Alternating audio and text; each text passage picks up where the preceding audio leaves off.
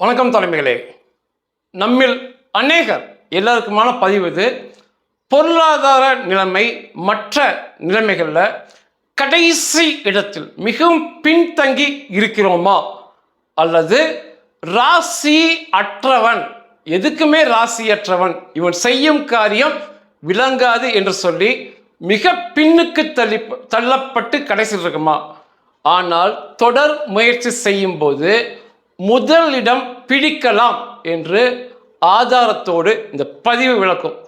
அதாவது கடைசி இடத்துல இருந்து அதுக்கு முந்தைய இடம் அல்ல, கடைசி இடத்துல இருந்து முதல் இடத்தை நோக்கி, நமக்கு பின்னால் தான் அனைவரும் இருப்பாங்க, அந்த இடத்தை நோக்கி நாம் செல்லலாம். 2026 ஜூலை மாதத்தில் 3,54,000 கார்கள் இந்தியாவுக்குள்ள விற்பனை ஆயிருக்கு. ஒரு மாதத்தில் 3,54,000. அதே ஜூலை 2025 போன வருஷம் அதே ஜூலை மாதத்தை பார்க்கும்போது 2,62,000 கார்கள் விற்பனையாச்சு.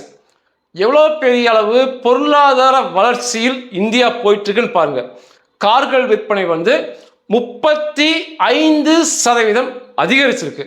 இன்னைக்கு நடுத்தர மக்களுமே கார்களை நோக்கி நகர்கிறான்னு சொல்லி புரிய வைக்கும், பொருளாதாரத்தை புரிய வைப்பதற்காக சொன்னேன். இதில் ஜூன் மாதம் 2026 ஜூன் மாதத்தில் கார்கள் விற்பனையில் முதல் இடம் பிடித்தது டாடா நிறுவன காரான பஞ்ச். அதுதான் முதல் இடம் பிடிச்சது. 21,000 கார்களை அவங்க விற்றிருந்தாங்க. இரண்டாம் இடம் பிடித்தது டாடா தயாரிப்பான டாடா நெக்ஸான் கார் தான் இரண்டாம் இடம் பிடிச்சது ஜூன் மாதத்தில். இது எங்கேருந்து இங்கே வந்திருக்காங்க அப்படின்னா, இந்த டாடா கார்கள் இந்திய மக்களால் புறக்கணிக்கப்பட்டு கடைசி நிலைமையில் இருந்தாங்க. அதை தாண்டி பிரபலமாக இந்த டாடா கார்கள் மீது திட்டமிட்டு வதந்திகள் பரப்பப்பட்டது. அன்னைக்கெல்லாம் போய் யார்கிட்ட போய் கார் எடுக்கணும், டாடா கார் எடுக்கணும், ஐயோ டாடா கார் என்ஜின் நீடித்த நாள் உழைக்காது, 1,00,000 கிலோமீட்டர் கூட ஓடாது, டாடா கார் ஆகவே ஆகாது சொல்லி மிகப்பெரிய அளவு வதந்திகள் திட்டமிட்டு பரப்பப்பட்டது. இத்தனைக்குமே அன்றையிலிருந்து இன்றைக்கு வரைக்கும் மாருதி கார்களின் ராஜாகம் தான் இந்தியா முழுவதும் இருக்கு.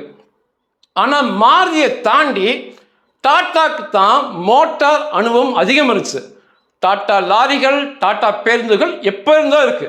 ஆனாலுமே கார்கள் துறையில் இவர்களால் சாதிக்க முடியாமல் போனால் கூட பரவாயில்ல, கடைசி இடத்துல இருந்தாங்க இந்த டாடா கார்கள். அதிகபட்சமாக டாட்டாவில் இண்டிகா கார், டாடா இண்டிகாம்பாங்க, டாக்ஸிகளாக அதிகமாக ஓடிச்சு. நல்ல மைலேஜ் தரனால டாடா இண்டிகா டாக்ஸியாக ஓடும். மற்றபடி வீடுகளில் உபயோகப்படுத்தும் ஒரு லக்ஸரி சொகுசான கார்களில் எந்த டாடா காரும் நுழைய முடியல. இத்தனைக்கும் அவங்க பல்வேறு மாடல் கொடுத்தாங்க. புறக்கணிக்கப்பட்டு பின்னுக்கு தள்ளப்பட்டு வதந்தி பரப்பப்பட்டு அவ்வளோதான் அப்படிங்கிற நிலையில் தான் இந்த டாடா கார்கள் இருந்துச்சு. நம்ம ஒவ்வொருவருக்குமே இது மிகப்பெரிய தன்னம்பிக்கை கொடுக்கும் டாடா கார்கள். அதோடு இருந்திருந்தால் கூட பரவாயில்ல, அதுக்கப்புறம் உலகத்திலேயே விலை மலிவான கார்களை தருவேன்னு சொல்லி ரத்தன் டாடா அவர்கள் நானோ கார் என்ற ஒன்றை அறிமுகம் செய்தார். உலகத்திலேயே மலிவான கார், அதாவது நடுத்தர மக்களும். அவர் என்ன சொன்னார்னா, நான் காரில் போயிட்டு இருக்கேன், ரத்தன் டாடா சொன்னது, மழை பெய்யுது, ஒரு ஸ்கூட்டரில் கணவன் மனைவி 2 குழந்தைகள் ஆபத்தான முறையில் போயிட்டு இருந்தாங்க. அதை பார்த்தோன்னையே அவர்கள் கைக்கு எட்டும் விலையில் ஒரு காரை கொடுக்கணும்னு நினச்சேன்னு சொல்லி அப்படிதான் அந்த நானோ காரே வந்தது. எப்படி பெரிய அடி வாங்கினாங்கன்னா, முதல்ல மேற்கு வங்காளத்தில் இதற்கான தொழிற்சாலை கட்டப்பட்டது. இந்த நானோ கார் உற்பத்தி தொழிற்சாலை கிட்டத்தட்ட முடியும் தருவாய்க்கு வந்துச்சு மேற்கு வங்காளத்தில். இது 2006 2008 நடந்த பிரச்சனை. 1000 ஏக்கர் நிலங்கள் இந்த கார் தொழிற்சாலைக்கு தேவைப்பட்டுச்சு. நிலங்களை கையகப்படுத்தி நிறைய வேலையை டாடா காரங்க அங்கே முடிச்சிட்டாங்க. நானோ கார் வருகின்ற சூழல் வந்துருச்சு. ஆனால் மம்தா பானர்ஜி இது பிரச்சனையை கையில் எடுத்து அந்த அரசியலுக்காக விவசாயிகளை ஒன்று திரட்டி தொடர் போராட்டம், மேற்கு வங்காளமே பற்றி எரிந்ததுதான் சொல்லணும். வேற வழியே இல்லாமல் டாடா நானோ கார் தொழிற்சாலை மூடப்பட்டு அங்கிருந்து குஜராத்துக்கு போச்சு. ஏற்கனவே அடி மேல அடி. இதுல அந்த தொழிற்சாலை கட்டப்பட்டு கார்கள் வரும் என்ற சூழல்ல தான் அந்த தொழிற்சாலையை மூட வச்சாங்க. அந்த போராட்டத்தின் விளைவாக தான் மம்தா பானர்ஜி வெற்றி பெற்றாங்க. ஆனால் ஒரு தேவையில்லாத பிரிவினைவாத போராட்டம் என்று தான் நம்ம பதிவு செய்ய வேண்டும். அதுக்கடுத்த அடி என்ன விழுந்துச்சுன்னா, குஜராத்தில் போய் திறந்து டாடா நானோ கார்களை தயாரித்து மக்கள் வெகுவாக வாங்குவார்கள் சொல்லி சந்தைக்கு வந்தால் மக்களால் மொத்தமாக இந்த நானோ கார் புறக்கணிக்கப்பட்டது. உலகத்திலேயே விலை மலிவான கார்னு சொல்கிறாங்க. இந்திய மக்கள், ஏழை மக்கள், நடுத்தர மக்கள் இருக்கான்னு சொல்லுவாங்க. எல்லோருமே வாங்குவாங்கன்னு பார்த்தா மிகப்பெரிய தோல்வியை நோக்கி நானோ கார்கள் போச்சு. இப்படி பார்த்தீங்கன்னா இந்த டாட்டா வரிசையை அடி வாங்கிட்டு வரதே புரிஞ்சிருக்கும்.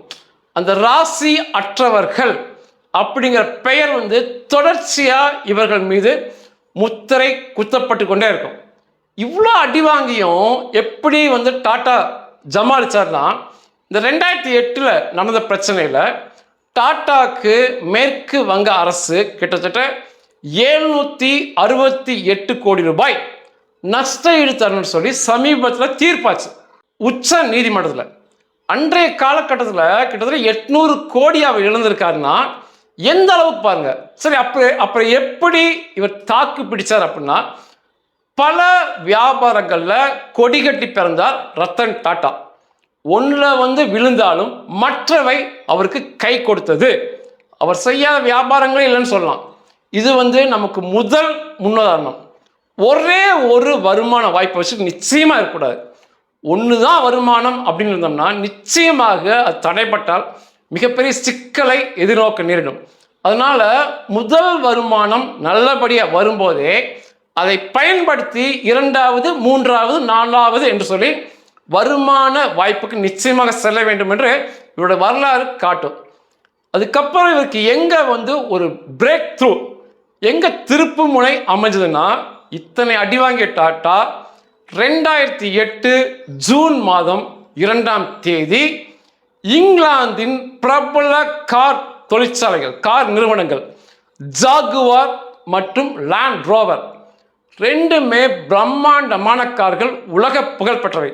அன்றைய காலகட்டத்தில் ஃபோர்ட் நிறுவனம் அந்த கம்பெனியை கையில் வச்சுருந்தாங்க. அந்த நிறுவனங்களை இரண்டையுமே அன்றைய மதிப்பில் 2008 20,000 கோடி ரூபாய்களை கொடுத்து இந்த 2 கம்பெனியுமே டாட்டா கையகப்படுத்தியது. அந்த 2 கார் நிறுவனங்களுமே உலக புகழ் பெற்றவைய அன்றைய மதிப்பில், இந்திய மதிப்பில் 20,000 கோடி ரூபாய்களை கொடுத்து டாடா நிறுவனம் கையகப்படுத்தியது. ஒரு இந்திய நிறுவனம் ஒரு இங்கிலாந்து நிறுவனமான ஜாகுவாரையும் லேண்ட் ரோவரையும் வாங்குவாங்கன்னு சொல்லி உலகமே எதிர்பார்க்கல. கிட்டத்தட்ட உலகமே வாயடைத்து போனார்கள் என்று சொல்லணும். இந்த ஜாகுவார் லேண்ட் ரோவரை ஒன்றாக இணைத்து JLR அப்படின்னு மாற்றினாங்க, ஜாகுவார் லேண்ட் ரோவர்னு. இந்த இரண்டையும் வாங்கினதுனால ரத்தன் டாட்டாக்கு என்னென்னலாம் கிடைச்சதுன்னா, இங்கிலாந்தில் உள்ள உற்பத்தி தொழிற்சாலைகள், அந்த கார்களை உற்பத்தி செய்த தொழிற்சாலைகள் முழுசாக கிடைச்சது. வடிவமைப்பு துறை, அதாவது டிசைனிங் சென்டர் கிடைச்சது. அறிவுசார் தொழில்நுட்பங்கள், இன்டலெக்சுவல் ப்ராப்பர்ட்டிமாங்க, எல்லாமே மொத்தமாக இவர் கிடைச்சது. இங்கே நானோ கார் பின்தங்கி கடைசியில் இருக்காங்க. அங்கே உலக நம்பர்னு சொல்லலாம் லக்ஸரி கார்ஸ் அதை வாங்குறாரு. அங்கே யார் யார் பணியாற்றினாங்களோ அந்த இங்கிலாந்து பிற நாட்டை சேர்ந்த விஞ்ஞானிகள், வடிவமைப்பாளர்கள், அந்த தொழில்நுட்பங்கள் எல்லாமே இங்குள்ள டாடா கார்களில் புகுத்தப்பட்டது. இங்கே அவருடைய துணிச்சல் வெளிப்படும். இவ்வளோ பிரச்சனையாகி இவ்வளோ பின்னுக்கு போயுமே 20,000 கோடியை அதே துறையில் முதலீடு பண்ணுறாரு அப்படின்னா மிகப்பெரிய துணிச்சல் தான். அதுக்கப்புறம் டாட்டா எங்கேயோ போயிடுச்சு. போட்டு diesel car, petrol car, electric கார்னு சொல்லி இந்திய சந்தையை மிகப்பெரிய அளவு ஆக்கிரமிப்பு பண்ணாங்க. மாருதியை தகர்த்தெறிஞ்சு இவங்க மேலே வந்தாங்க. இதில் ஹட்ச்பேக் செடான் கார்பாங்க. ஹட்ச்பேக்ங்கிறது டிக்கி பெரிதாக இருக்காமல் இருக்கும் சின்ன கார். செடான் அப்படிங்கிறது பெரிய டிக்கி இருக்கும். முதல்ல டாட்டாவில் வந்து விலை கம்மியாக ஆல்ட்ரோஸ் கொடுத்தாங்க, டியாகோ கொடுத்தாங்க, அதுக்கப்புறம் டைகோர் கொடுத்தாங்க. விலை கம்மி தான் இந்த ஆல்ட்ரோஸு, ஆனால் எண்ணற்ற வசதிகளை தன்னுள் வைத்திருக்கும் கார். இன்னைக்குமே சொகுசு காரில் இருக்க வசதி எல்லாமே இந்த டாட்டாவின் முதல் கார், விலை கம்மியில் முதல் கார்னா ஆல்ட்ரோஸ் தான்.